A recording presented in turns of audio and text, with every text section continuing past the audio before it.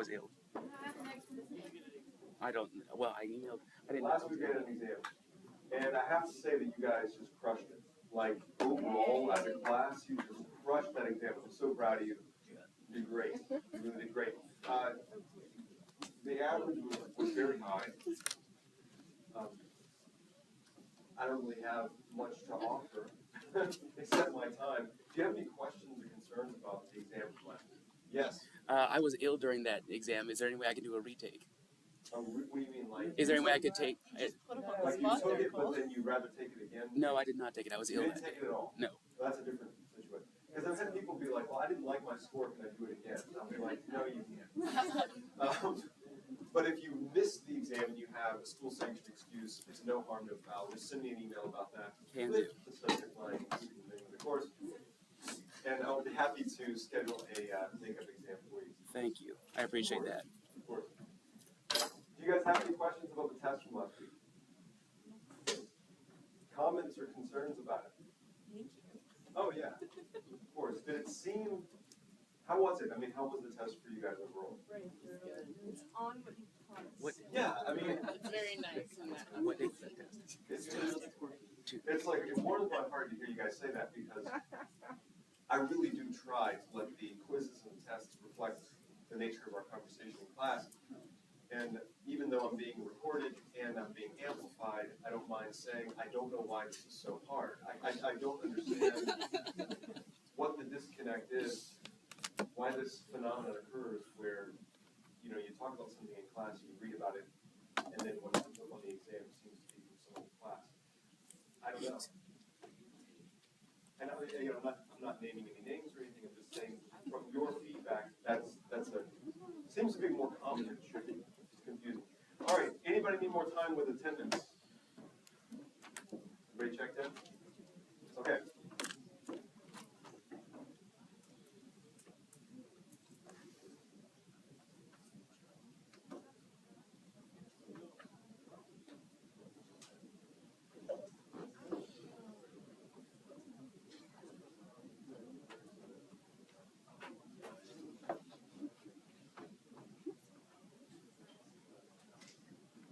Okay.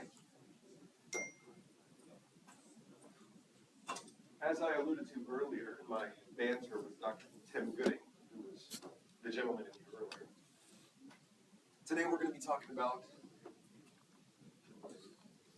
types of illogical thinking. If I can get this word. Yeah, the sources of illogical thinking. You'll notice that it says week 6 appears because we're a week behind. That's no big deal. Okay? Yeah, no big deal. We got time built into the class, which is fine. But this is the presentation for today. And it's one of the most important. Last lecture, we had taken everything that we had learned about logical thinking and applied it to the most important deductive argument in the philosophy of chiropractic. That's Stephenson's 33-step deductive syllogism.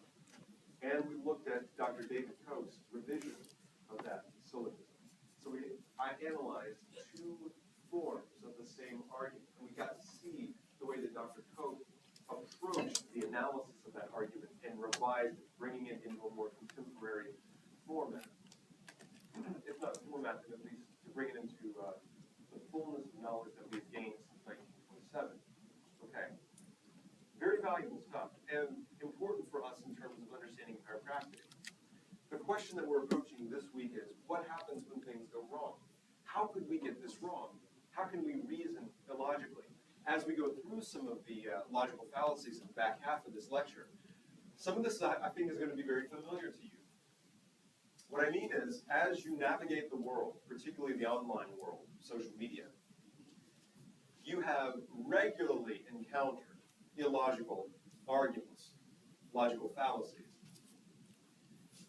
The importance of recognizing these means, first of all, you're not going to commit them yourself.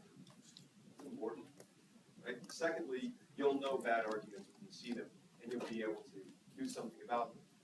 Without further ado, let's start looking at the basics of illogical thinking. Mistakes in reasoning may be merely accidental. We hope that that's the case. We hope that the people who are arguing arguing in good faith, and if they do make an error, it's purely accidental. Okay? More seriously, however, the result of carelessness. More seriously yet, they may proceed from attitudes or set points of view that are themselves conducive to illogical thinking, which means it could be deliberate. I'm going to begin with skepticism, which seems to be more pervasive now than it's been in a long time. And there are probably deep sociological reasons for that we can't get into right now. But skepticism could be helpful. In fact, I think that oftentimes, particularly with outrageous claims that people make, a healthy degree of skepticism is useful, even necessary. Have you guys heard the old saying, I've heard it attributed to Carl Sagan, outrageous claims call for equally outrageous evidence? Have you heard this before? So whatever claim somebody's making about the world, the more outrageous that claim seems, the more outrageous the evidence ought to be supported. Does that make sense? Alex O'Connor, if you guys are interested in philosophy, used to go by the handle The Cosmic Skeptic on YouTube and social media. Amazing podcasts, amazing videos where he does interviews and takes on very difficult philosophical questions. And skepticism seems to be having a kind of, not a resurgence, but an increase, a rise in popularity. There is a place for skepticism, but it should be selectively employed. Be very careful about how you apply skepticism. And a distinction should be made between skepticism as a permanent attitude, which is to be avoided at all costs, and skepticism as a fitting, necessary response to particular situations. In genuinely doubtful situations, we should respond with doubt. That means if something seems incredible, think about what that word means. Incredible, lacking credibility. If somebody came to me and they gave me some outrageous story, I would find that story to be incredible, lacking credibility. But that's not the way we typically use the word. Oftentimes we say, wow, that's incredible, meaning it's amazing, surprising, really good. Right? But unbelievable, meaning it lacks credibility. There's a real dinosaur in the backyard. Is there really? You know? Selective skepticism is merely a matter of reserving judgment until we have sufficient information at hand to judge responsibly. Let's talk about the perils of skepticism. We should be reluctant to accept conclusions of an argument whose premises for one reason or another are questioned. We all know that intuitively. If somebody comes to you with an argument that seems to lack credibility, it's truly, quote, incredible, you would be right to adopt a healthy skepticism toward the argument. Okay? This kind of healthy skepticism is preserving of sound reasoning. But skepticism as a permanent attitude, a philosophical point of view, is deadly. Why? It subverts the reasoning process before it even gets started, transforming it into a process of misreasoning. What does this mean? If you adopt skepticism as a permanent attitude, then you will never be open to believing anything. There's no amount of evidence that anyone could show you that would convince you of the truth of a claim. A permanent attitude of skepticism cuts you off from any kind of sound reasoning. Everything is suspect. Two types of skepticism, both equally problematic. The first, an extreme skepticism, doubts the very existence of truth. The extreme skeptic would say truth as such does not exist. Well, what's the problem with that? It's self-contradictory. Why? Why would that claim be self-contradictory? There's no such thing as truth. Because it's ultimate reality. Exactly. Because there would at least have to be one true proposition, which is that there is no such thing as truth. Which, if that premise is true, then the conclusion is false. And if the conclusion is true, then the premise is false. This is called the liar's paradox, by the way. It's not new. It actually comes from ancient Greece.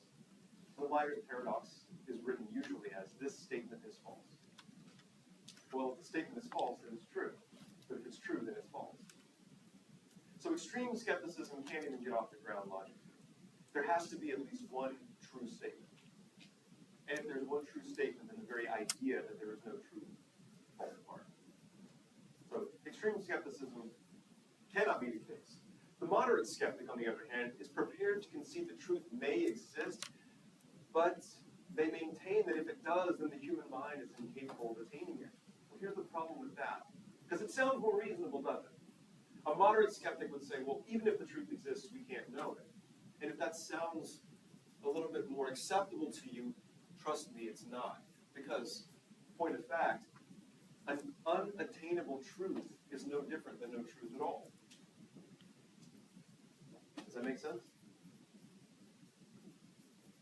So how would you define discernment?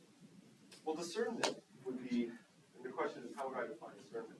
Discernment is the application of logical rules or ideas toward the vetting out of true statements. Does this make sense? So you're taking the tools of logic that you've learned and you're applying them to some circumstance to try to vet out the truth. That's discernment. But it begins with the idea that the truth is attainable in the first place.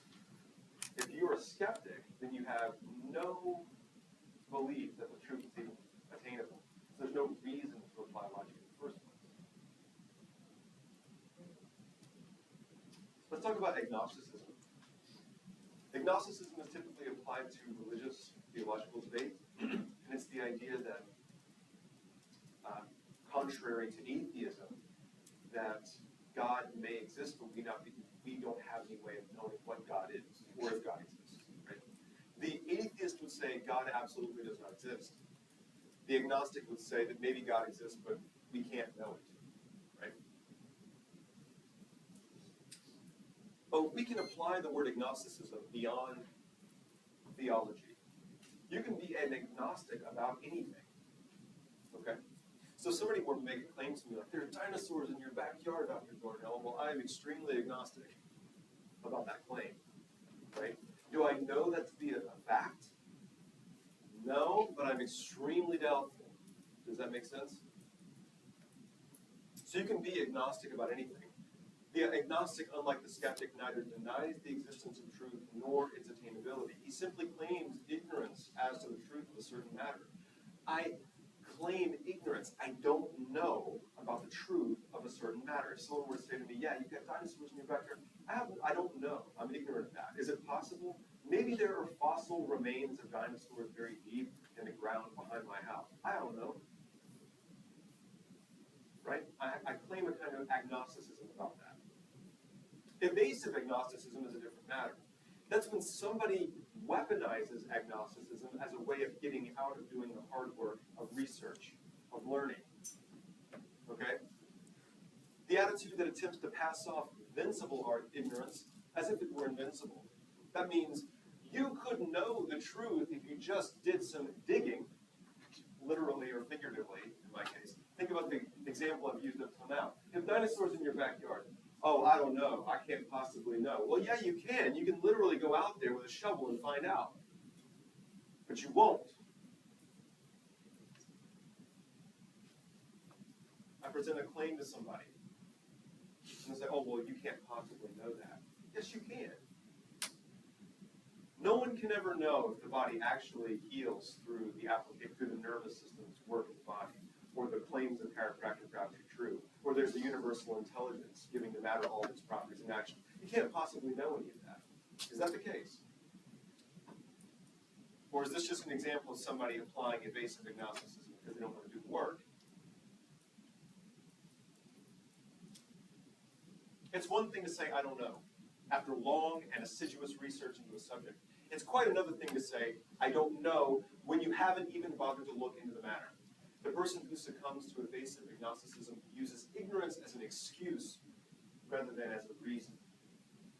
Be very careful. You see this a lot in political arguments. People will give up very quickly or use evasive agnosticism and say, well, you can't possibly know the answer to this question. When in fact you can. It just takes work. Cynicism and naive optimism are also dangerous. The cynic is pessimistic. Okay? It's not my. Fantastic. Very, very popular. It was actually a very popular political cartoon back in the 30s. And it's a kind of representation of dangerous, naive optimism. Okay? Cynicism would say everything is terrible. They make emphatically negative estimates without sufficient evidence. Everything just is terrible. It's terrible now and it's going to keep getting worse. Well, how do you know that? You don't. What's equally dangerous is the naive optimist who makes emphatically positive estimates without sufficient evidence. What is common between cynics and naive optimists? What do they have in common? A lack of sufficient evidence. Neither one of them have done the hard work of being able to support their claims. It's just an attitude that they take toward the argument, whatever it might be. Both represent illogical positions. Both the cynic and the naive optimist act out of prejudice. This is from the Latin, prejudicare. What does that mean? They've judged beforehand. They've already made up their mind before they've even done the research. Chiropractic doesn't work. They're all a bunch of quacks. No patient who sees a chiropractor is ever really getting any better. That's the cynic argument. Have you actually done the research to be able to verify and support that claim, or are you just being negative about it? The naive optimist is the other extreme. Chiropractic always works for every condition, period. Always. Except so. I love chiropractic. I am a chiropractor. I teach chiropractic to people. Am I willing to make such blanket statements as that, to be that optimistic about everything? Or maybe I should qualify and condition my statements a little bit based on the research that I do.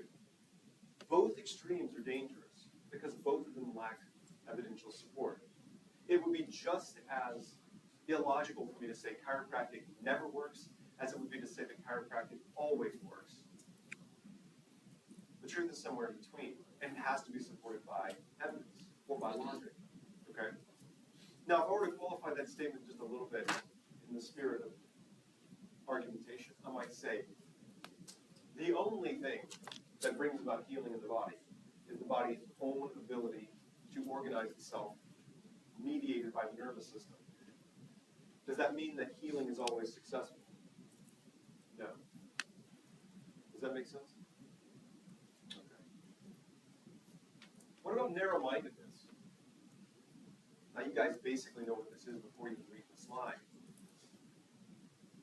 A narrow-minded person refuses to consider certain alternatives only because they do not meet his prejudiced assumptions about what is and is not worth pursuing. They've already made up their mind about which things are worth looking at and which things should be ignored. And if it doesn't fit into that narrow window of things that matter, then it doesn't matter at all.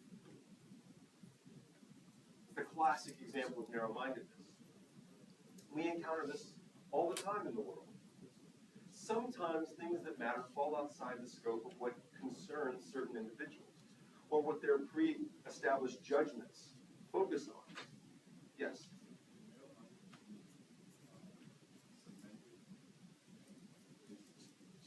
Absolutely. So the question is, could narrow-mindedness be cemented or based in fear? It always is based in fear. It's somebody who says that, I'm just kind of being a little bit broad with this, general with this, but consider a situation where, given a very messy sort of emotional situation, somebody says, I'm only willing to look into it to this extent, right? And I know a lot about that little thing right here, so I'm going to only focus on this, lest I should be attacked. Okay, well, anything that falls outside of that, they don't want to look at. They only want to look at the thing that they understand, the thing that they know. That becomes narrow-mindedness in the most concrete form. And you ask them something about that narrow bit of information, and they could help. But the truth of the matter involves and entails so much more than just that small little segment of the topic.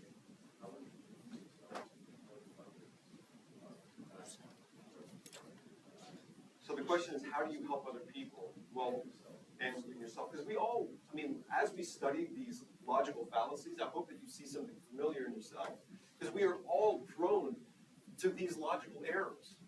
We're all doing this. So what do we do about it? Well, first, recognize it in yourself. As we go through these, try to identify these behaviors in yourself. Because like I said, we are all prone to these logical errors, these fallacies. Secondly, when you encounter them in the world, I would encourage you to approach it with grace. Okay? Oftentimes, people don't even know that they are making a mistake. And if you encounter someone who's making a mistake and seems open to correction, then gently correct them in the manner that you would wish to be corrected. Okay? Don't skewer them with it or hold it over their head or embarrass them with it. Try to show them the error of their ways in such a fashion that preserves their dignity and humanity. But when you encounter people who don't know they're making a mistake and don't care to know and seem very happy in the mistake that they're making, don't waste your time. They're not ready. Okay? And it's not your moral obligation, your duty, to set them straight if they're not ready to hear it. All it's going to do is create conflict. You can lead a horse to water, But you can't make it drink. Yeah. To be non-committal in a situation that demands commitment is no virtue. That means when you're confronted with a problem that you have to make a decision about, deciding to not make a decision is not virtuous. It's not a get-out-of-jail-free card. No one's going to applaud you for saying, you know what, I just decided I'm not going to make a choice. Because that's the choice you've made. To be tolerant of everything is to value nothing. Consider that. If you're confronted with a kind of moral dilemma, and your attitude is, well, I'm okay with whatever anybody else chooses to do about it. To value everything is to value nothing. If you're not willing to take a stand on issues that matter, then you become complicit in the wrongs that are committed. Does that make sense? From a purely practical point of view, the search for truth necessitates our imposing judicious limitations on the area we will investigate, so as not to expend time and energy needlessly.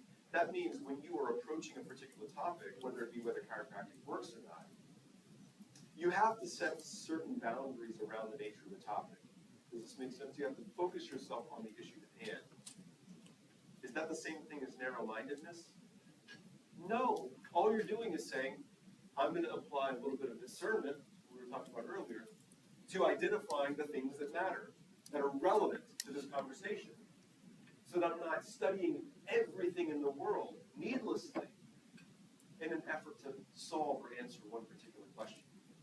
Right? That's not the same thing as narrow-mindedness. With emotion, the takeaway basically from this is, we cannot completely remove emotion from argumentation, but we should try as best as possible to reduce the influence of emotion in our reasoning and argumentation. There was you guys are probably familiar with the show Star Trek, that was really popular in the late 60s into the 70s, and there's been various iterations of Star Trek over the last several decades. But an incredibly popular character from that franchise was Mr. Spock, played by Leonard Nimoy. Okay. Well, the reason he became so popular is because he was sort of an exemplar of logical reasoning and a kind of stoic demeanor. He seemed to lack any kind of emotional connection to the things, to the objects of his thought. He would approach everything almost like a computer. And he would say as much. This is logical, this is illogical. In a way, it would be great if we could approach things like Mr. Spock and not let our emotions carry us into illogical thinking. But it's just not reasonable. We're human beings. We're going to have emotions. The goal should be to not let our emotions drive our thinking. That's it. Don't let your emotions carry you away from the truth. A conclusion should be accepted not because we feel good about it, but because we see that it is true and therefore worthy of our acceptance. There's a simple rule of thumb to be followed here. Never appeal directly to people's emotions. The more intense our emotional state, the more difficult it is to think clearly and behave temperately. You've experienced this. If you get into a conversation with somebody, and it seems like a good faith sort of debate or conversation, right? A good faith argument. It's a nice back and forth going on. And they say something that kind of gets your goat, and you feel your back getting up about it, right? Immediately, you should probably pause. Okay, calm down a little bit. If you feel yourself getting worked up in the midst of a conversation or an argument, you should probably pause for a minute. Collect yourself. Because the more worked up we get, the less able we are to think clearly about the facts. The less able we are to represent ourselves logically, reasonably. The minute that sympathetic response, that fight or flight kicks in, the frontal cortex starts to shut down.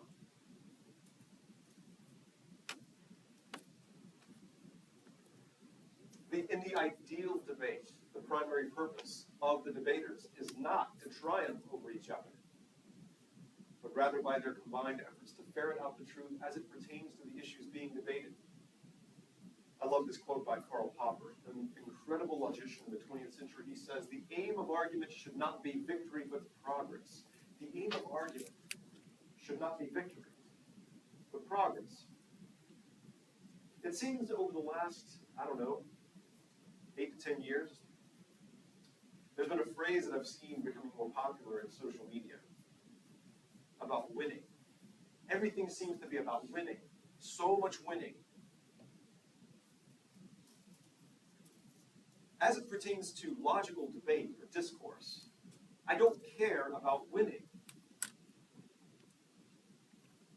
The only time that winning matters at all to me is when it aligns with the truth. And by my saying that, I'm also giving away my own stance on the ability to obtain the truth. Do you think that I am an extreme skeptic? Hardly. If I were, I wouldn't even think that the truth were possible, that it even existed. If I were a moderate skeptic, I would say, even if the truth does exist, we'll never know it. I decry both of those positions. I'm neither an extreme nor moderate skeptic. I believe that we can know the truth about things. And I believe that when we apply logic and reasoning through discernment to whatever issue is at hand, we can collectively know the truth. And by knowing the truth, we all benefit. So if I win over somebody else, all I've done is solidified more strongly my preconceived judgments. Could I still be wrong? Sure. But I've made no progress toward the truth. In fact, I've moved away from it because I've become more sure of my preconceived notions. Does that make sense? By winning, I lose in that regard. I'm no closer to the truth. And what about the other person who's lost? All they walk away with is feeling miserable, feeling less certain, less sure of themselves, and maybe less willing to explore the issue further. Perhaps they put it aside entirely and they say, forget it, I'm not even going to talk about this anymore. I'm not even going to investigate it further.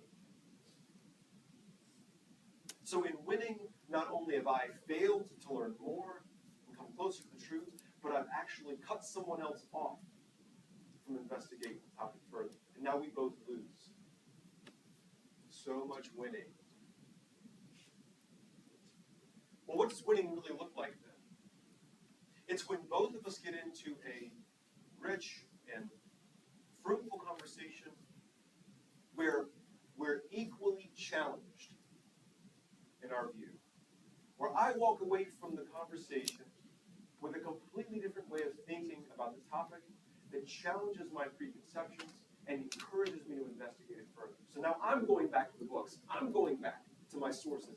I'm thinking about it differently. Because I recognize that there was some weakness in my argument that I hadn't considered before. And the same thing is true of the other person. We've both reached progress. We're both coming closer to truth. That's real winning. Yes. One of my affirmations is love is everything. And I think you really just like captured that. Of course, I really like that affirmation. And it requires a kind of love for the other person to to engage with them logically, rigorously, to show them different ways of thinking. But it also takes love to receive that kind of questioning without taking it personally. Does that make sense? All the more reason for us to try to leave emotion out as best we can. Argumentation, therefore, is not the same thing as quarreling. Lots of people want to quarrel. But very few people want to actually argue. And it's because very few people even know how to argue. They know how to quarrel. Pretty good at that. But they don't know how to argue. Argument is an intellectual process. It requires understanding the kind of things that we're talking about in this class. The application of principles, rules of argumentation and logic. It's an intellectual process. It requires work. It takes skill and effort. That's argumentation. But the payoff is huge. The payoff means you get closer to the actual big T truth that exists out there. Quarreling means just what my mom would say, yah-yahing at somebody, fighting with somebody. The only objective of quarreling is, quote, winning. To best the other person, to make yourself look good. Okay, so what's the payout of quarreling? Bragging rights. How long does that last? Till the next fight. Okay, well, what's the cost? Embarrassment, shame, ostracism. You see how superficial that is? We should aspire to argue, never quarrel. If somebody wants to quarrel with me, all I say to them is have a nice life. I'm going to shut it down right away. I don't really have time anymore for quarreling. Now, if you want to have an actual argument, I'm down for that. Do not waste time and energy trying to argue with people who will not or cannot argue. Yeah.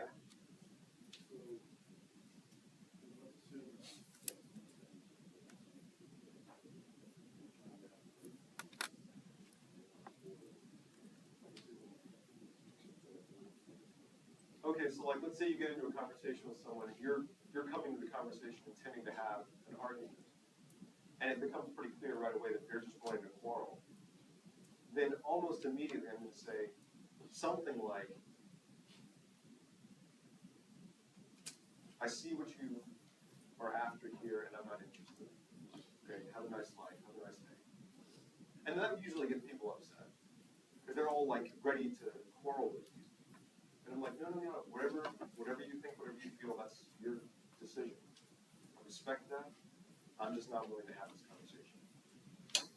What's wrong with you? What's wrong with you? There's nothing wrong with me, everything right with me, in fact. And because there's something right with me, I choose simply not to engage in this conversation.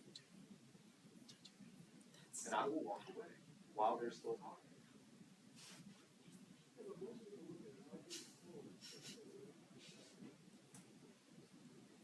Do not waste time and energy trying to argue with people who will not or cannot know the difference between the two. If they don't know the difference between the two, it's not worth having in the first place. Honestly.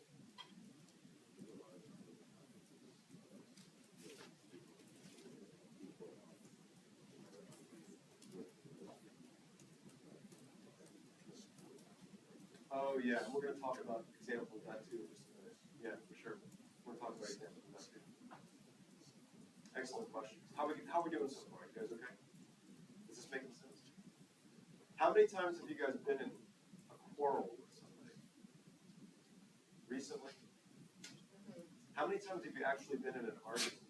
Good faith argument. Has it ever happened?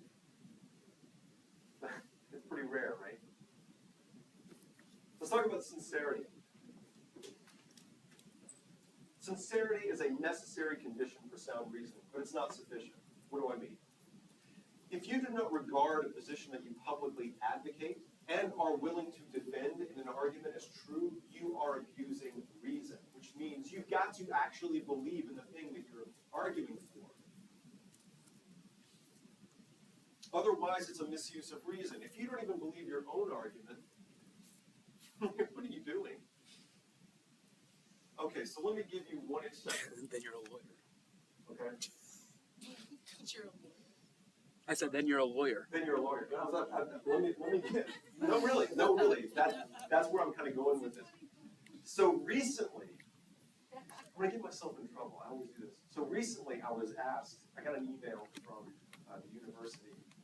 A student received a poor grade in a course and felt like they had received it unfairly.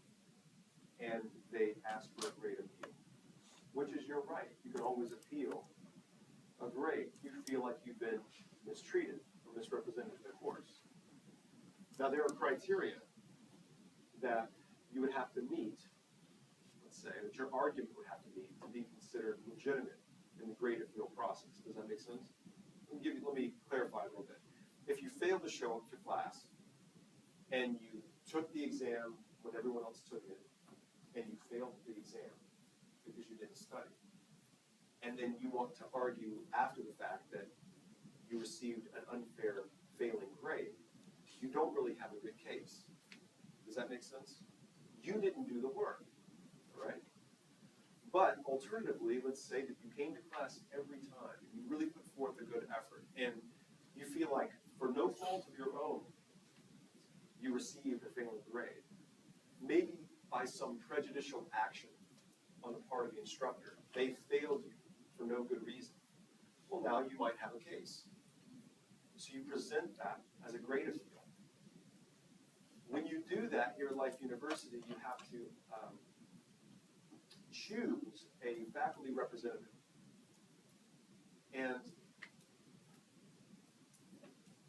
I think regularly, it seems, at least to me, frequently, my name ends up on these forms. I think it's because I teach logic, but students will put my name down there. I want Dr. Wendell to be my faculty representative. So then I look at the case, and I have to look at the facts, and I have to say, is there a case here? Does the student have a good argument for the grade appeal? And unfortunately, it's pretty often that they don't. They just don't have a good case. You're the worst person. Right? Now, I have to make a decision here. Can I sincerely defend the student? Well, then I have to show up at the committee and have to make the case.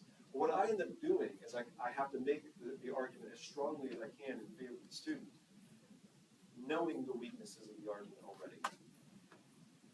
Right? Now, here's the difference. A defense attorney representing a client who they know is guilty has a moral dilemma, in my view, anyway.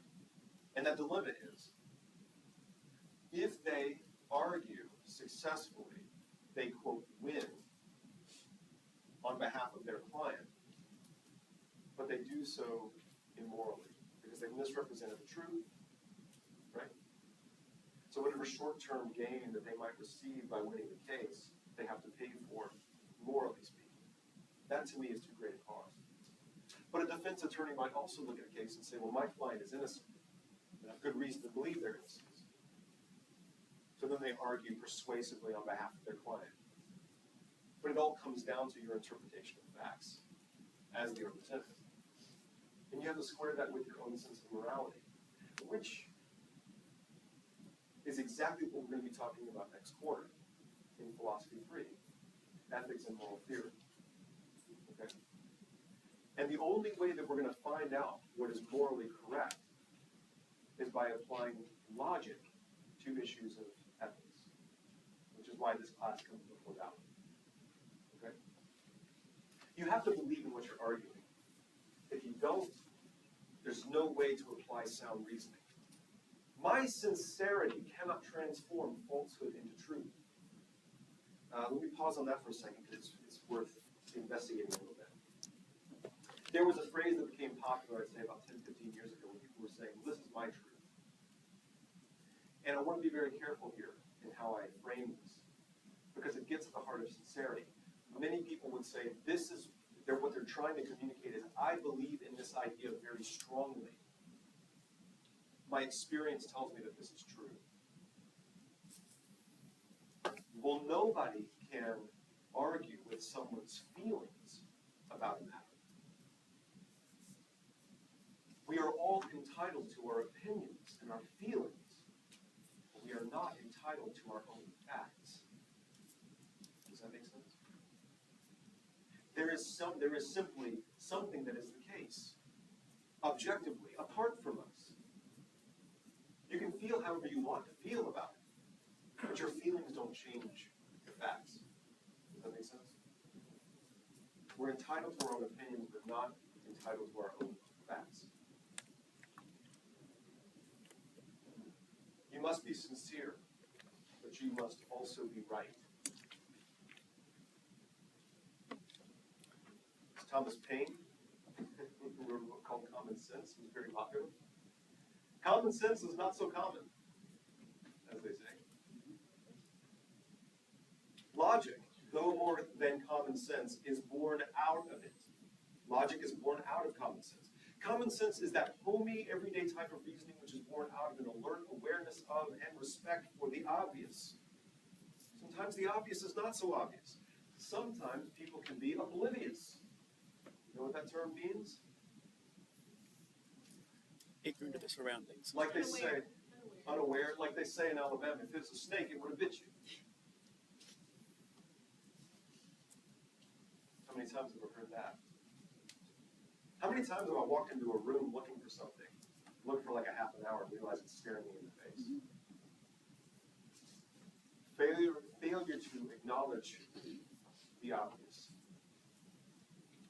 If you do avail yourself of the obvious, then you can derive from common sense. Common sense looks upon language as principally a means of revealing things, not concealing them, and is suspicious of words that dazzle more than denote. Be very careful of people who try to obscure their argument with lots of big words. People who can present themselves with common language and do so clearly and effectively have the stronger arguments, generally, but not always. Okay? It is also, I've seen the case where somebody can present an argument using common language, appealing to the values and the emotions of the audience, but be presenting a complete falsehood.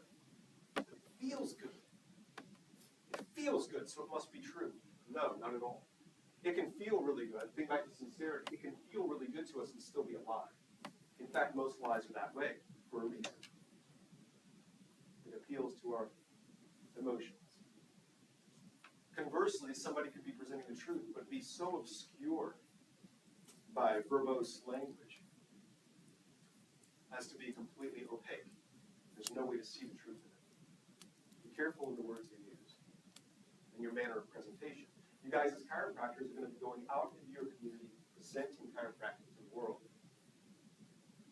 telling the truth about who you are and what you do. Do it in such a way that it's receivable, approachable by people, without obscuring the message. Common sense sticks close to the basics and renders to the first principles of reason the reverence they deserve.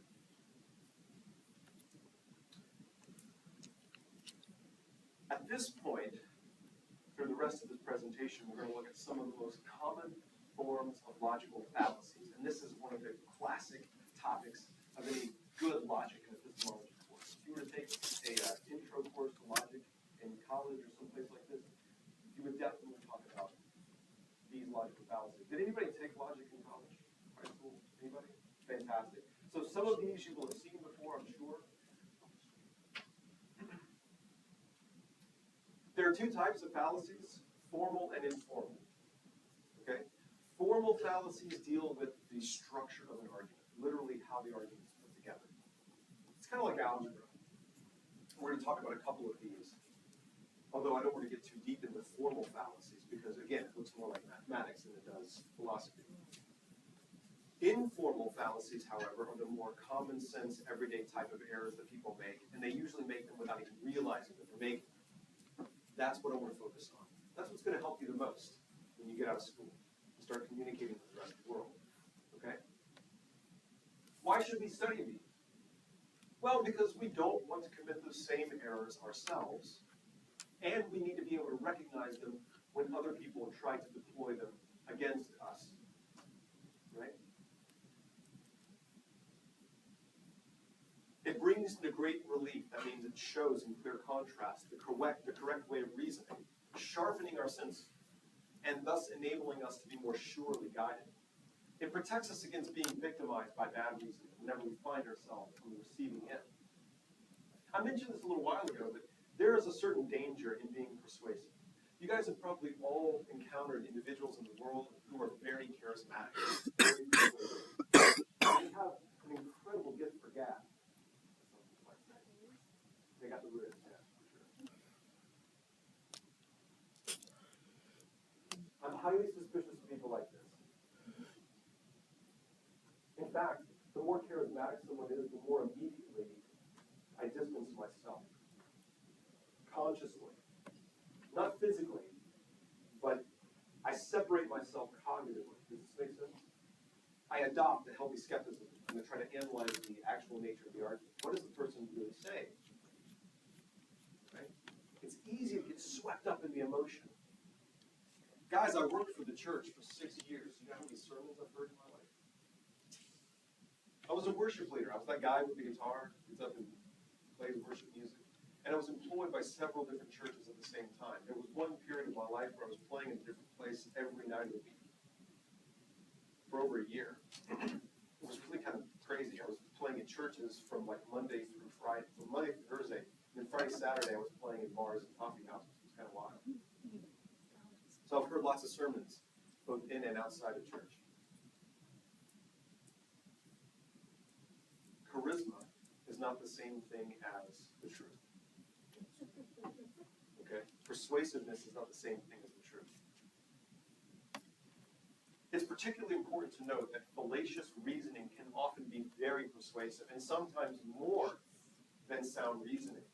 That's the great danger in it. When people apply these logical fallacies, it can seem so right, it can feel correct, and it's just not. So we need to analyze these. We're going to look at a couple of these formal fallacies, and then we're going to start talking about the informal. This is an example of a formal fallacy, denying the antecedent. You'll recall from our prior conversation that whenever we put together a good argument, we have to follow a very specific structure. This is the validity of an argument, right? The structure of an argument is validity. The truth of the statements denote its soundness. Does this make sense? An argument can be valid but be nonsensical. The premises would have to be true for a valid argument to be sound. Does that make sense? You remember this? Thinking about validity for a second, in discussing a conditional argument of the form A, therefore B, we saw that there were two valid modes, affirming the antecedent and denying the consequence. Matching those valid modes are two invalid ones, the first of which is denying the antecedent. So here's the pattern. A, therefore B. Not A, therefore not B. Why is this wrong? Well, here's a funny example of it. And remember, if you need any help, my door is always open. Close this door. Wait, the door is closed, therefore I don't need any more help. Yay. Wait, just because the door is closed doesn't mean this person doesn't need more help. Okay? Yes?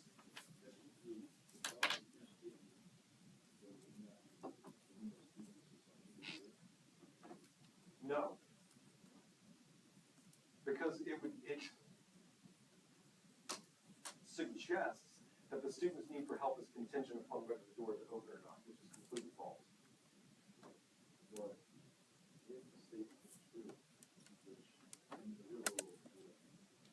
Well, in any world it can be, because it's like this. If all we have is, if you need any more help, my door is always open.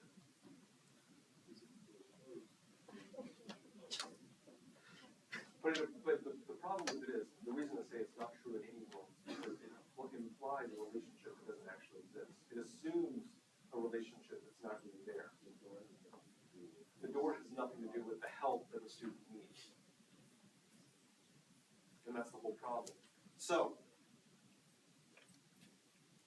if I were going to make an argument and begin with a premise, if this is true, then that is true. And then in the next breath say, but the first thing that I assumed is not true, then why did I begin with that? If I knew in the first place that the thing that I was assuming wasn't true, why would I start the argument that way? That's the fallacy. You get what I'm saying?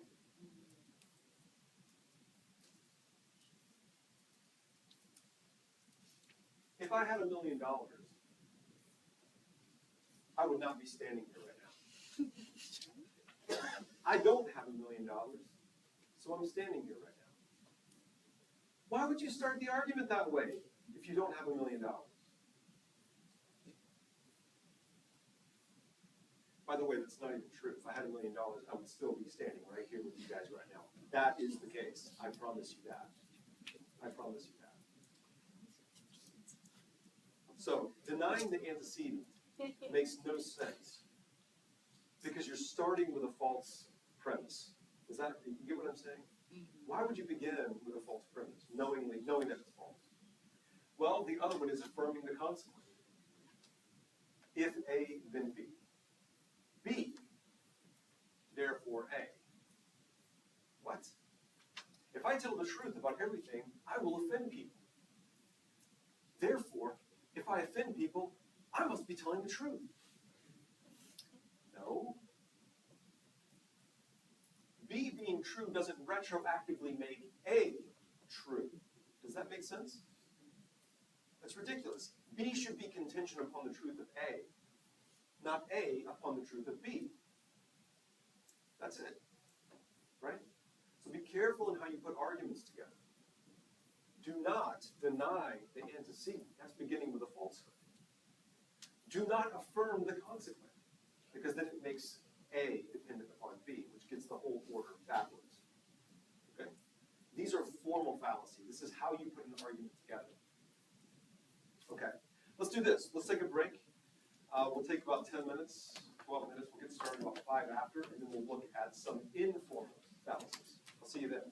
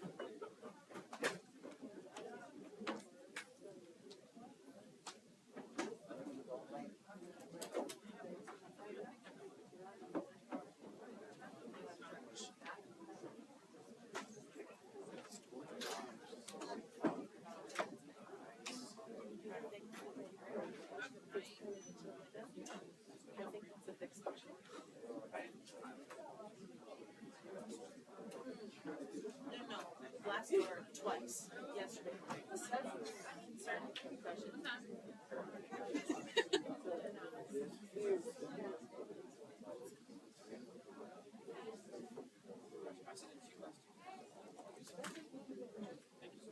Who's sitting here? No one? Thank you. No one's next. Oh, amazing. Here's a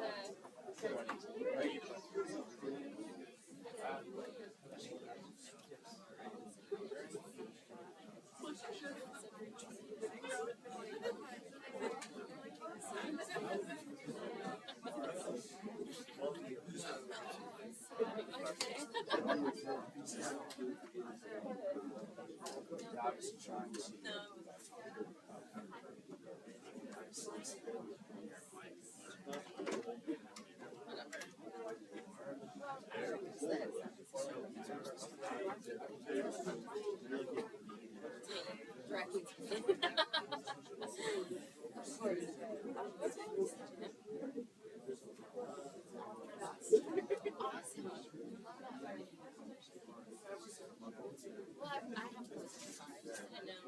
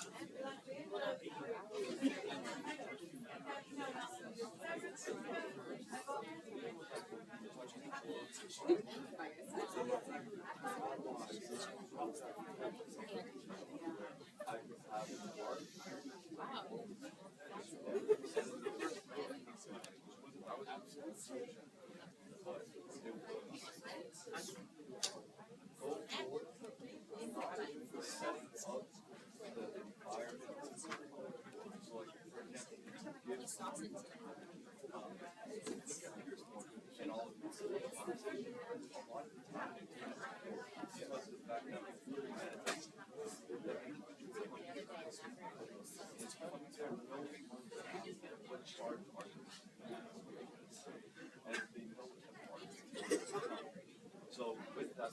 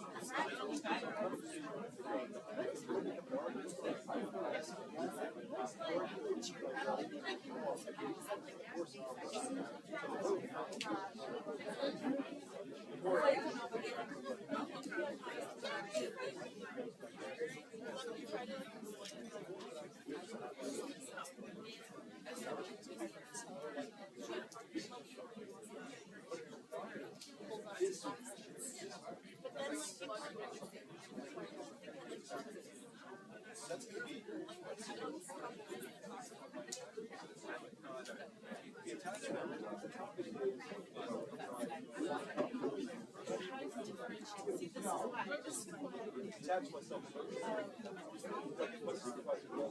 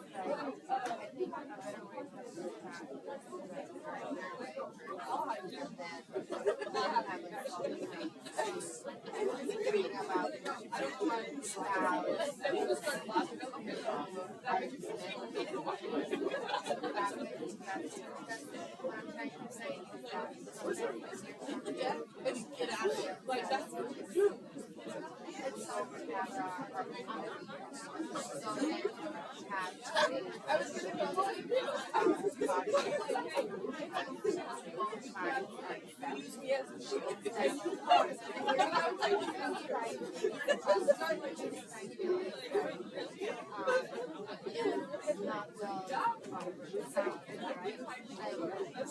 about it. Like all these fallacies. If I ask for that, then I think we're in a better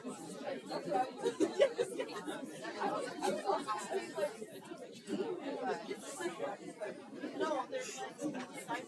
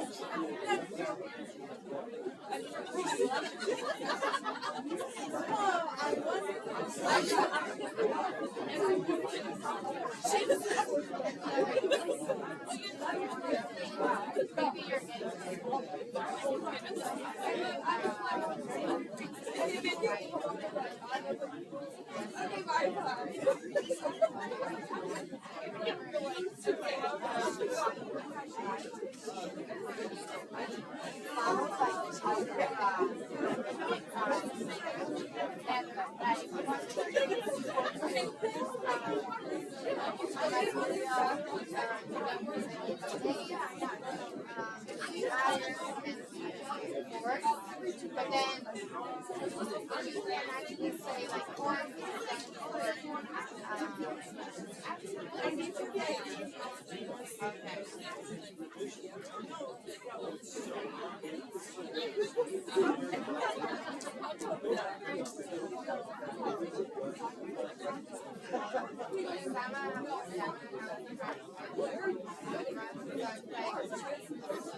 usually like that's part of it. But that's changing the words, like not like function. That's actually algebra. All right, guys. All right, let's get back to it.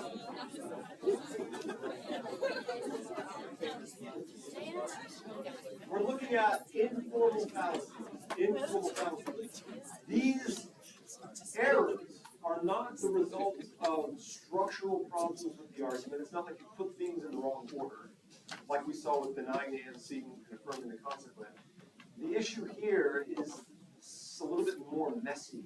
Okay, these are informal fallacies. They don't have to deal with the form of the argument. They deal with the way the words are used, the meanings of words. So informal fallacy of the undistributed middle term sounds really complicated. It's not. Sometimes it's seen as guilt by association.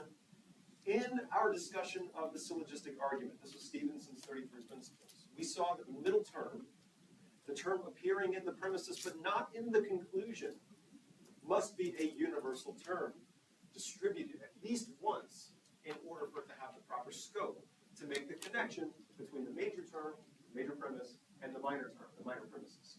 If this fails to happen, we have the formal fallacy of the undistributed middle term. The less technical name is guilt by association. Here's an example. Several Nazis were members of the Kaiser Club. Hans was a member of the Kaiser Club, therefore Hans was a Nazi. Is that true? Not necessarily. Okay? Not necessarily. So you have to be very careful in how you deploy a middle term, because the relationship isn't always clear. Equivocation is when you use a word improperly.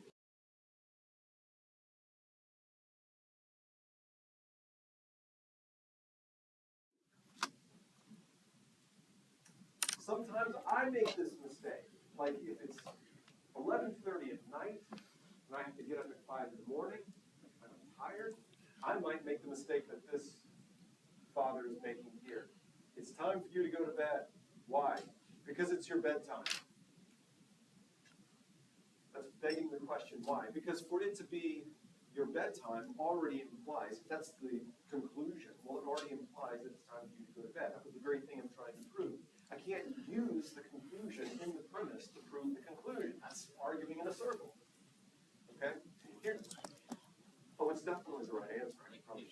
If it is actually in the tense, wouldn't that No, logically speaking, I'm assuming in the conclusion, I'm assuming in the premise the very thing I'm trying to solve, right? The very thing I'm trying to prove. Here's an example that's oftentimes used in theological arguments. God exists because the Bible says so. Well, how do we know the Bible's true? Because God inspired it. Well, look, you can't prove the nature of God. You can't bake that into the premise if that's the very thing you're trying to prove. Does that make sense? Unless you're arguing in a circle. So there's an easy way out of these type of arguments, but you need to understand them when you see them. When people misuse this phrase, what they really mean is it raises the question. Like, let's say that there's some doubt about the matter of fact of something. Like there's some doubt about something. People would say, well, it begs the question, blah, blah, blah. Actually, no, it doesn't. It raises the question about X, Y, or Z. If there's some doubt about something, it raises a question about it. It doesn't beg the question. To beg the question means that you're assuming in the argument the very thing that you're trying to prove. Okay? That's begging the question. An attempt to prove something is true while simultaneously taking that same thing for granted. Yes? This is for future parents. The best way to get your kid to go to bed is to say, let's pick out a dream. And they go straight to bed. You just go straight to bed. Try They get excited about this. I'll try You're it. welcome. Thank you. I'll try it. False assumptions. This is sort of like denying the antecedent. Okay? A false assumption is when, okay, first of all, with any kind of deductive syllogism, any kind of argument, you have to begin with a certain assumption. Okay? Assuming that X is true, it necessarily follows that Y is also true. Okay? That's basically the way the arguments work. You have to assume something in the beginning just to get the argument off the ground. But if what you're assuming can be independently demonstrated to be false, then you ought not to make that assumption. If you know that it could be proven or is proven false from the start, don't begin your argument that way. That is fallacious. Okay? Should be pretty obvious. Make as few assumptions as possible. If in making an argument you assume that your audience has a knowledge of a certain kind, when in fact it doesn't, then its ability to follow your argument will obviously be hampered. Sometimes people take advantage of this. If you're talking to a group of lay people who you know do not understand chiropractic to the depth that you do, you might be inclined to dazzle them with a bunch of fancy words about chiropractic and make it seem like you know what you're talking about, just to convince them of your point. Don't do that. It's dishonest in the first place. In the second place, it's illogical. If it can be proven false, demonstrably, that's not a good assumption to begin your argument. Okay? The straw man fallacy is super popular. Okay? Well, what is this? A straw man is a scarecrow. Out in the country where I used to be in practice, if you drive by cornfields, say, and you see somebody standing out there, stone still out in the middle of a cornfield, you're probably inclined to think that that's a scarecrow. If you look hard enough, you're like, is that guy moving? Because from a long way off, it looks like a farmer. It looks like somebody standing in a field. But if you were to walk up to it, the closer you get, the more you realize this is just a scarecrow. It's a very poor imitation of a real person. The same thing happens in argumentation. Let's say that you do your best to put forward a really clear, very well-made argument. And instead of attacking the argument that you just made, the other person, your opponent, completely misrepresents what you just said, making it sound ridiculous, and then attacks that as if it's what you said. How often does this happen? Every political debate. If you said something as benign as, I really love oranges, and then somebody behind you said, oh, so what you mean is that all of the fruit is just garbage? It's not what I said. I just said that I like oranges. This is a straw man fallacy. You're deliberately misrepresenting what someone else said and then attacking that as if it's what they meant. It's wrong. Don't do it. If you do it knowingly, not only is it fallacious, but it's also, in my opinion, morally wrong. You're deliberately employing a fallacy to try to make yourself look better. That's not a good faith argument, that's a quarrel. Using and abusing tradition. It is just as fallacious to say that X is true because it's always been done that way, as it is to say X is false because it's never been done that way. Or X is true because it's never been done that way, or whatever. Either way is false. You cannot appeal to tradition to try to ground the truth of something. Now the picture here is from a show on Broadway called Fiddler on the Roof. Anybody ever seen this? Great show. There's a song, a very iconic song about tradition in this show, which now I'm going to have to try not to sing because it's very bad. But the premise is basically this. We've always done it this way, therefore it should remain this way. Was that the case? No. Clearly not.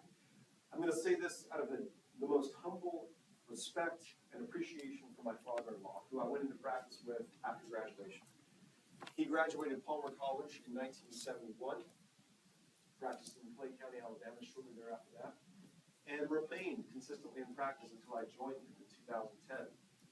About a year or so into my experience with him, he and I would start having arguments, good faith arguments, about the practice, because there had never been two doctors there before, and things needed to change to accommodate two doctors in the office.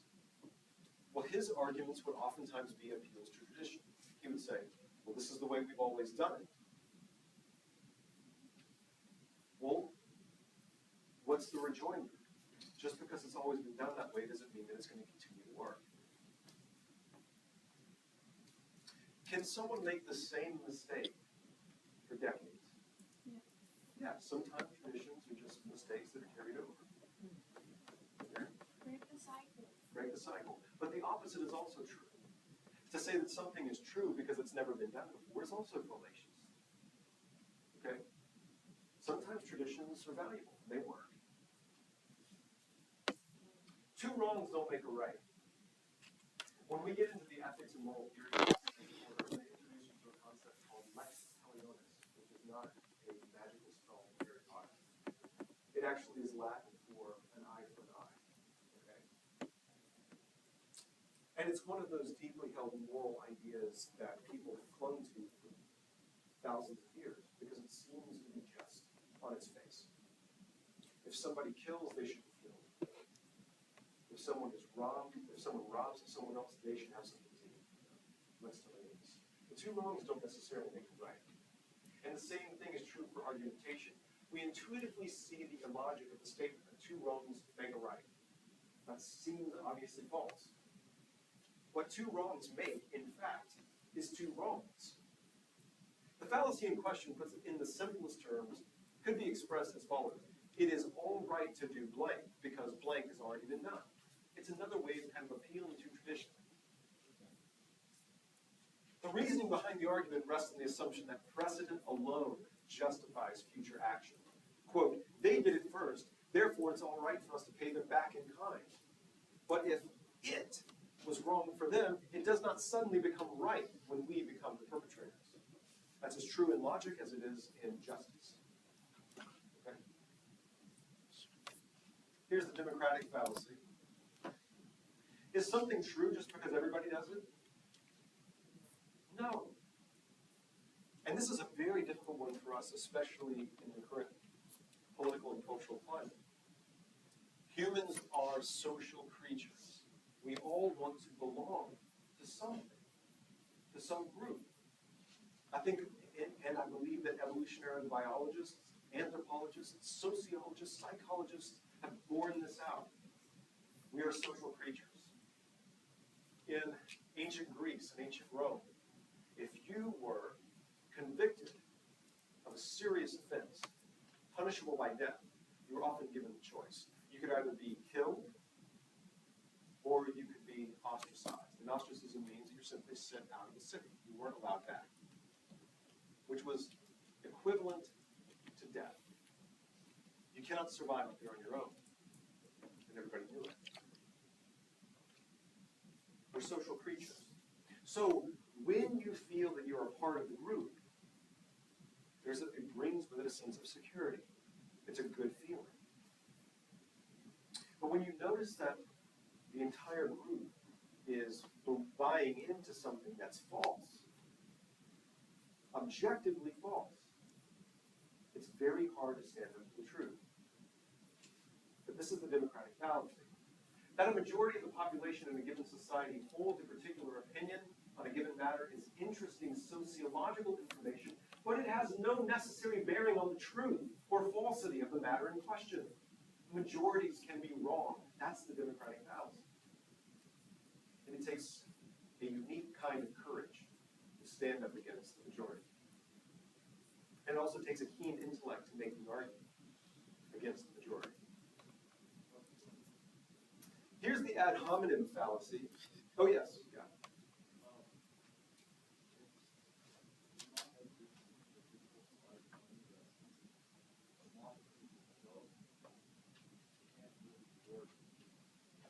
Oh, so like, I see what you're saying. So does the democratic fallacy call into question the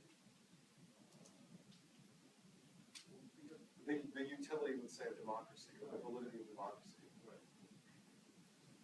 And without getting into too deep of the question about political theory, because that's easily where we go, what I would say is that democracy has its weaknesses, surely. And one of the weaknesses is it's only going to be as strong as the level of education of the populace. Democracy only is effective to the extent of the education of the populace.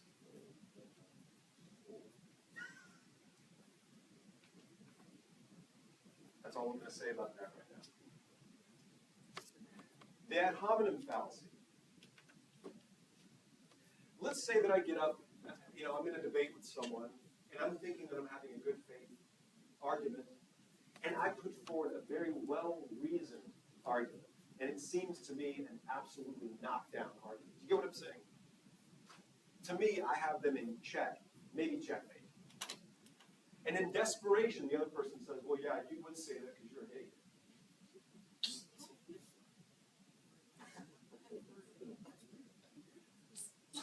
Well, what have they just said? Nothing. You attack me instead of the argument, that just shows that you've lost.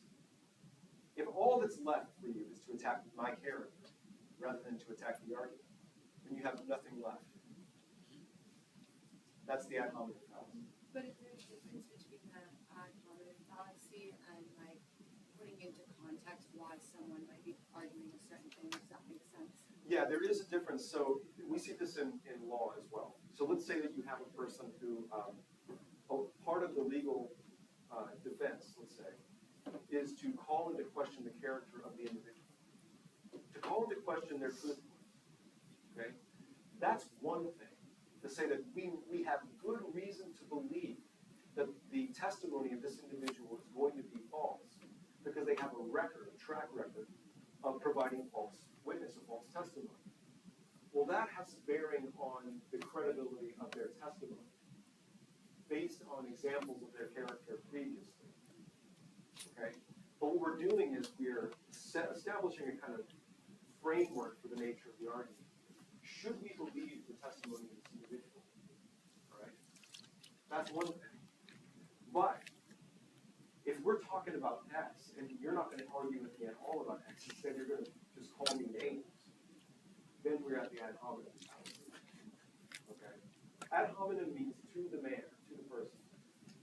Okay? Against the person. The intention here of the perpetrator is to divert an audience's attention away from the argument. Is that what we're doing in law when we call into question the character of the witness? No. In that case, we're deliberately focusing on whether or not this person can provide true and accurate testimony. Okay? That's a very different matter. If what I'm doing instead is to simply try to divert people away from the argument by attacking the person, that's the ad hominem fallacy. Does that make sense? Substituting the force of reason. The alternative to moving people by force of reason is doing so by raw power. Okay, if you can't convince people by the application of your intellect, by sound reasoning and judgment, then you might say, fine, if you don't do what I say, then I'm going to destroy you. That's an act of force. Okay? Anybody see the Broadway show Hamilton? Yes. Fantastic. The scenes with King George when he comes out, the music is different, the character is different, everything is different. One of the lines is, he's kind of going along and everything seems copacetic, and he says, and I'll send a fully armed battalion to remind you of my love. That's an act of coercion. That's an act of force. It's saying, if you don't agree with me by reason, I'm going to force your agreement by force. That's fallacious. It has nothing to do with the truth. Might does not make right, as King Arthur will remind us.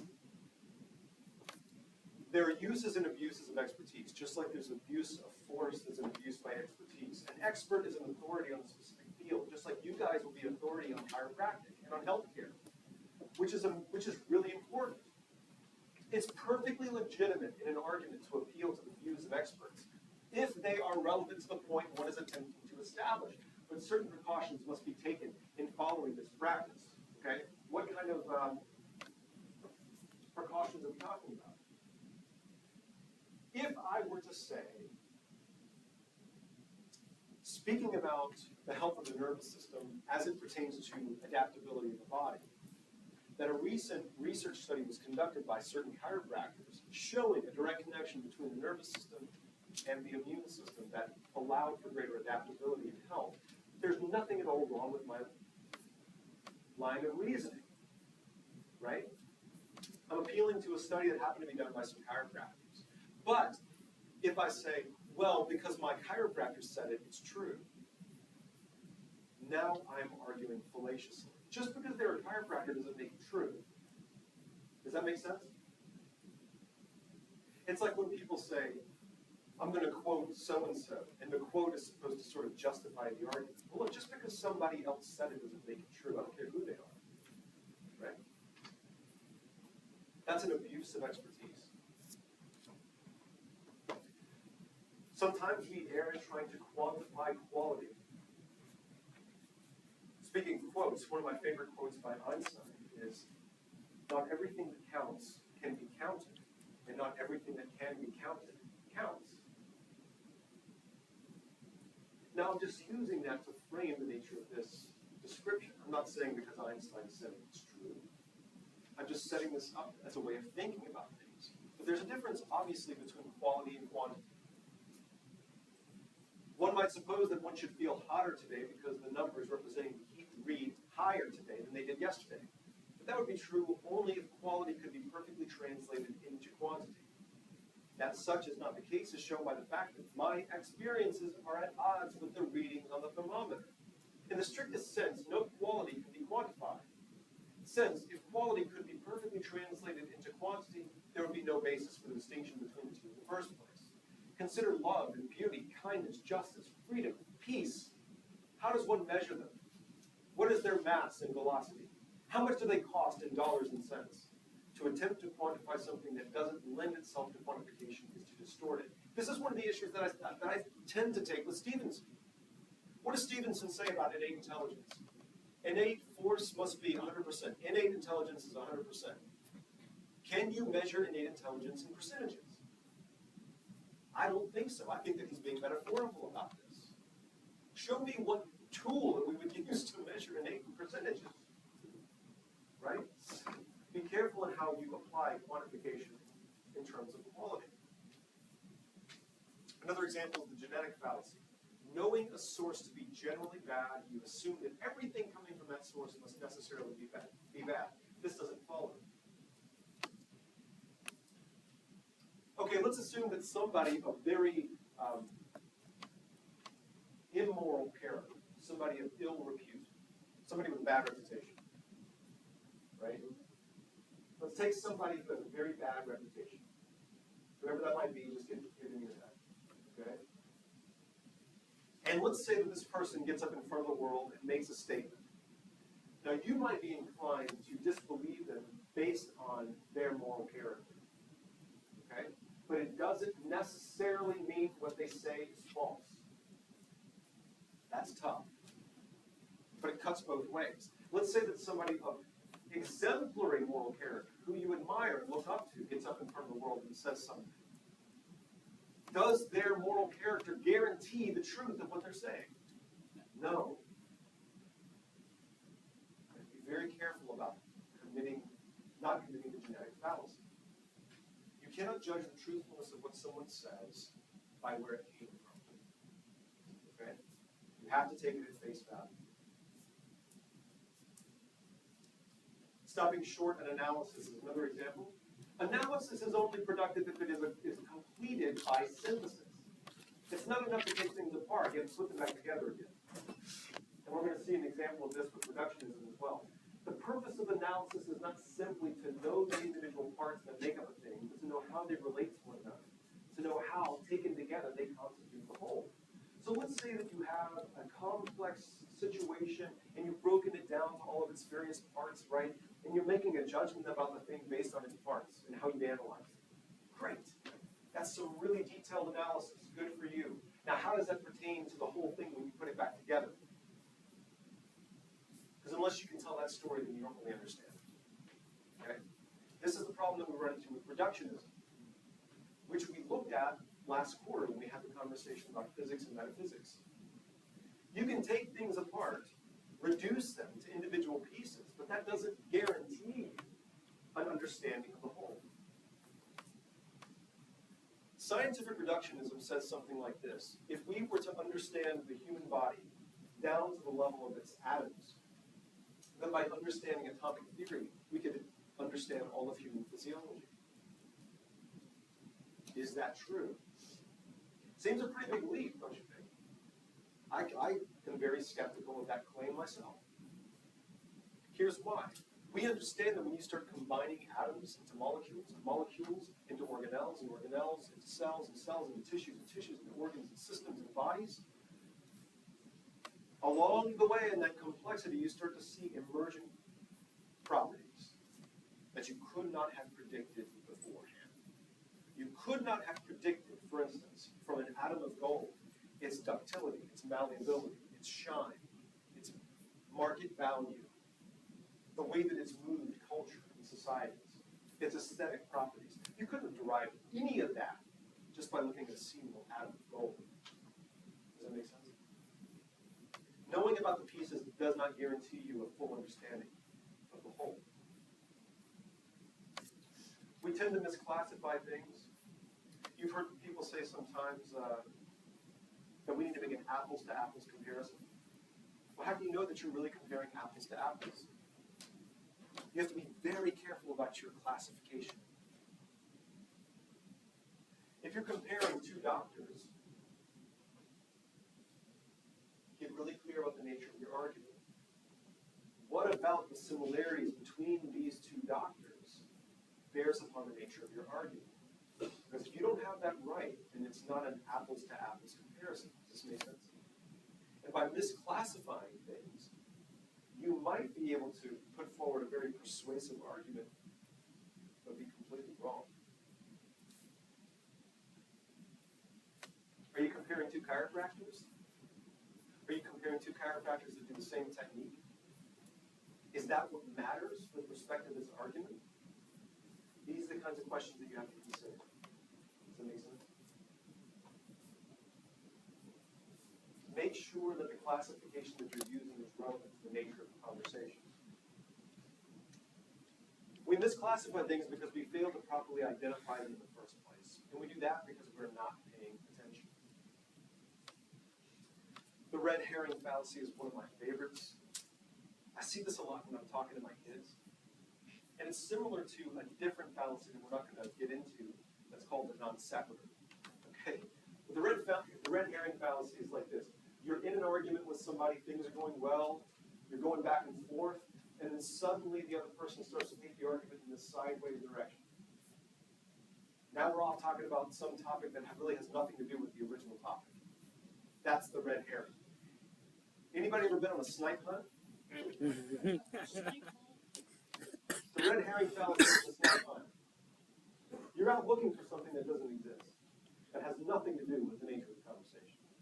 And oftentimes you're well into the woods before you realize you've been duped.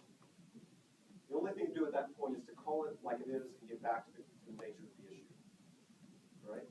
I don't want to talk about this anymore. Let's get back to the issue at hand. Okay? The non sequitur is similar, but slightly different. The non sequitur is when you're going along in an argument and someone says something that's completely off topic, right in the middle of the argument. That's a non sequitur. Okay? It's a little bit more obvious than the red herring. The red herring looks like you're arguing about the right thing until you realize you're not. Okay? People can use laughter as a diversionary tactic. That means suddenly they're making jokes, they're making light of everything, they're trying to make everything seem funny as a way to persuade the audience onto their side. I've noticed this being employed by people when they're on the losing end of an argument. If they know that they're starting to lose, the funnier they get, man. Because it's very easy to pull people along to your side if you entertain them. But it's a diversion. They really don't have much else to say. People also use tears for the same purpose. They're losing an argument, and the only thing that they know to do is to make themselves the victim, and to cry, and to get all depressed, and now everybody wants to coddle them, and it's like, look, this is probably an act. This is just the appeal to emotion. What did I say earlier about emotion? If you want to get closer to the truth, try to approach it dispassionately. Leave your emotions aside as best you can. This is when people deliberately use emotion to try to win over the audience. It's just a diversion. It's not real. Okay? Now, this is not an appeal to being unempathic. All right? We shouldn't be callous. If you're in an argument and somebody does get emotional, it's legitimate. Apply empathy. Okay? Have compassion for the other person. But if this is just a diversion, it's not a good faith argument. Okay? The inability to disprove does not prove. Russell's teapot in his famous debate with the Catholic priest Coppleston, one of the greatest debates of the 20th century. Bertrand Russell was one of the great mathematicians and philosophers of the 20th century. He got into a debate with a Catholic priest named Coppleston, and the nature of the debate was, does God exist? If you guys want to listen to this debate, and I really encourage you to do so, go to YouTube, just put in Russell Coppleston debate, and it's going to pop up, and you can hear the whole thing and record it. It's fantastic. It's one of the greatest examples of good faith argumentation I've ever heard in my life. Coppleston at one point in the debate says, you cannot disprove the reality of God, therefore we must believe that God possibly exists. Right? If you can't disprove it, then you must take it as a possibility that God exists.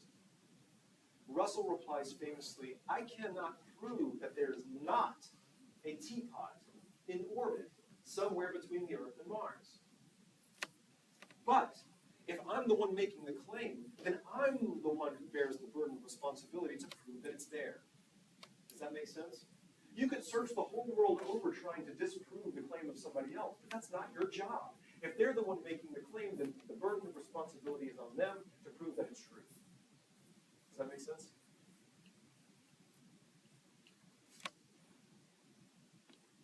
The false dilemma is when somebody tries to make a black and white comparison when there's actually a lot of gray in between.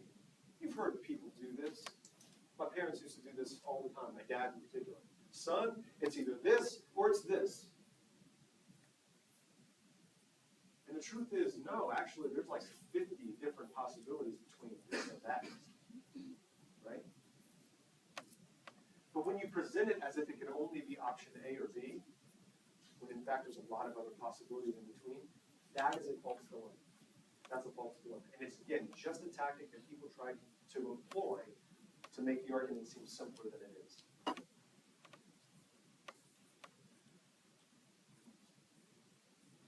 Post hoc, ergo propter hoc.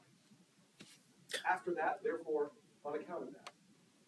Every morning, the rooster crows, and then the sun rises. Therefore, the crowing of the rooster is what causes the sun to rise. Is that true? No, it's not at all true. It seems true because one thing follows the other thing. But just because something follows something else doesn't mean that the first thing causes the second thing. Okay? Every time I adjust this person, their sinuses clear up. Does that mean the adjustment clears the sinuses? The answer is maybe. But we can't say that just because one thing follows the other means that this causes that. Does that make sense? No, correlation does not. Correlation does not equal causation. It's exactly what post hoc ergo propter hoc reminds us. Special pleading, moving the goalpost. Here's what this means. Let's say that you're in an argument with someone and they say something like, well, if you could prove to me that X causes Y, then I believe you. And then by way of sound reasoning, you showed them very clearly that X does in fact cause Y. And then the only way that they can respond is to say, well, yeah, but in this case, that's not true. In this special case, X, my particular Y is not caused that way. Well, come on, man, that's ridiculous. All you're doing is moving the goalpost. Special plea. Okay? The fallacy of expediency is committed when we ignore every aspect of a means other than its capacity to achieve the desired end. It's not enough to point out the bottom line as if that were all that mattered. The question is, how do we get to the bottom line?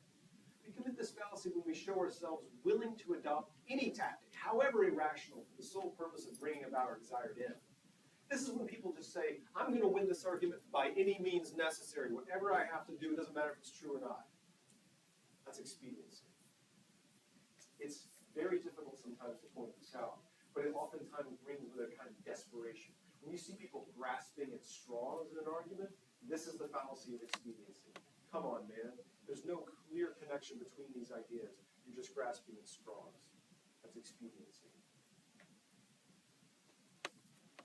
Avoiding conclusions. We make arguments so that through them we can arrive at conclusions. The premises of an argument are the means by which we get to the conclusion. As we've seen, they must be adequate to the job. If we jump to conclusions when we possess insufficient evidence and weak premises, our arguments will not be compelling. It's kind of like saying, you know, if A, then B, if B, then C, then C, then Z. It's like, whoa, whoa, whoa, whoa, whoa. How'd you go from C to Z? You have to really show your work in an argument. You can't just jump to the end. Be careful about that. All right, I know that we're out of time. When we get back together, we're going to have a quiz. I'm going to finish with this. Hang tight, just give me a few seconds. In simplistic reasoning, it's similar to jumping to conclusion. It means it's not a rational response to complex reality. To simplify it in such a way that grossly distorts it. If you have something like human health, which is extremely complex, and you say, oh, well, human health can be reduced just to this one simple principle. It really can't. It's far more complicated than that. If you took something like homelessness in the United States today, and you said, well, homelessness is all because of mental illness. Is that true? No, it's far more complicated than that. That is simplistic reason. So be careful with that too. Okay. We've covered a lot of logical fallacies. We're going to have a quiz on this next week.